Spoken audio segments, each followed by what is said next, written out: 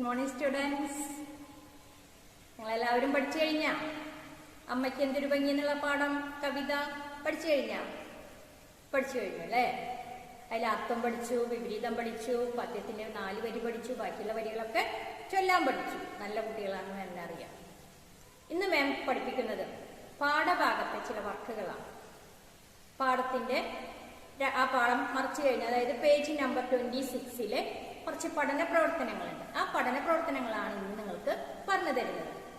പദസൂര്യൻ എന്നുള്ളത് നിങ്ങൾ ഫസ്റ്റ് സ്റ്റാൻഡേർഡിൽ തന്നെ പഠിച്ചിട്ടുണ്ട്. അവിടെ അക്ഷരങ്ങളായിരുന്നു പഠിച്ചിരുന്നത്. ആ വെച്ചിട്ട് ഒരു പദം പറയാൻ പറഞ്ഞാൽ ഒരു 3 വാക്ക് നമ്മൾ പറയാൻ പറയും. ആ വെച്ചിട്ട് അമ്മ, അച്ഛൻ, അട, അല, അങ്ങനെ 3-4 ഇഷ്ടം പോലെ വാക്കുകൾ നിങ്ങൾക്ക് അറിയാം.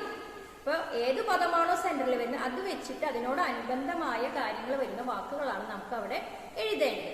ഇവിടെ നമ്മളിപ്പോ പാഠഭാഗം ഒരു വീടിനെ സംബന്ധിക്കുന്നതാണ്. വീട്ടിലെ അമ്മയുടെ ജോലി.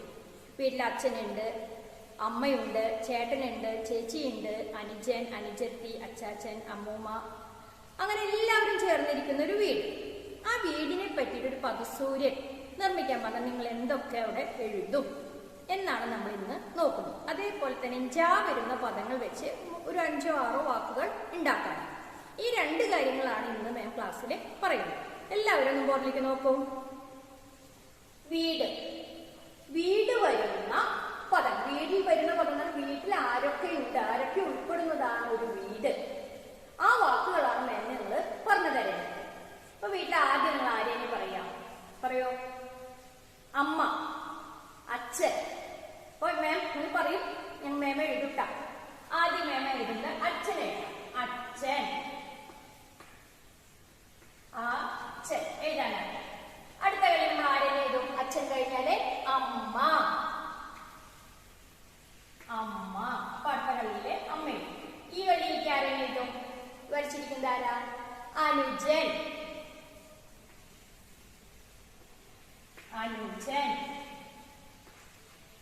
അടുത്തവരിക്കോ? അനുജത്തി.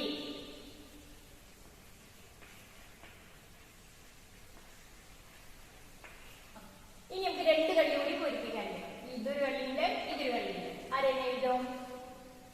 അപ്പൂപ്പൻ.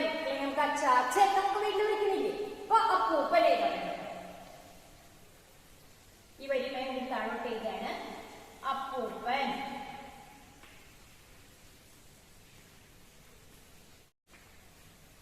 ഈ കളിയിലോ? അമ്മൂമ്മ.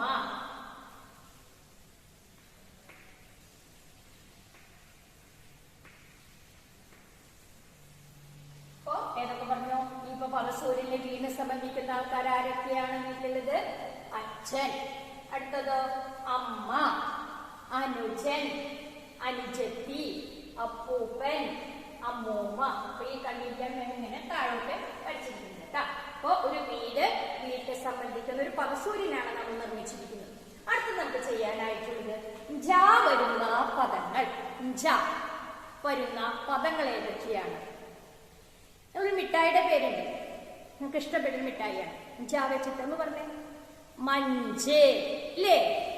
പിന്നെ ചായയിൽ ഇടുന്ന സാധനം ഉണ്ട്, ഏതാ? പഞ്ചസാര. പിന്നെയോ?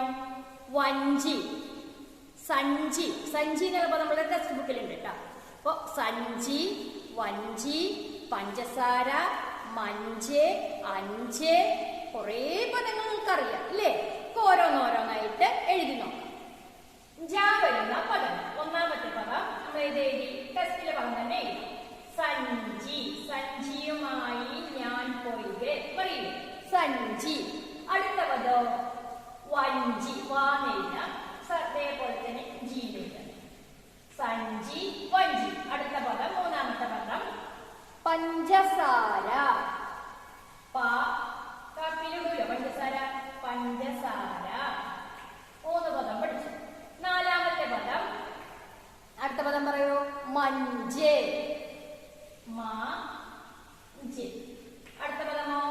അഞ്ച്. 5ാമത്തെ പദം അഞ്ച്. എത്ര പദങ്ങൾ പഠിച്ചു കഴിഞ്ഞു? 5 പദങ്ങളെ.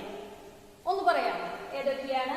സഞ്ചി, വഞ്ചി, പഞ്ചസാര, മഞ്ച്, അഞ്ച്. അപ്പൊ 5 പദം ജ വെച്ചിട്ട് പഠിച്ചു. ഇപ്പൊ ഇന്നത്തെ ക്ലാസ്സിൽ ഏതൊക്കെയാ പഠിച്ചത്? പദസൂര്യൻ പഠിച്ചു.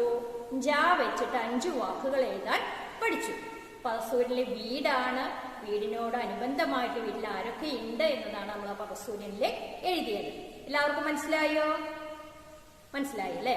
അപ്പൊ മാം ഇന്നത്തെ ക്ലാസ് ഇവിടെ അവസാനിപ്പിക്കുകയാണ്. അടുത്ത പാഠവുമായി അടുത്ത ക്ലാസ്സിൽ കാണാം. നന്ദി.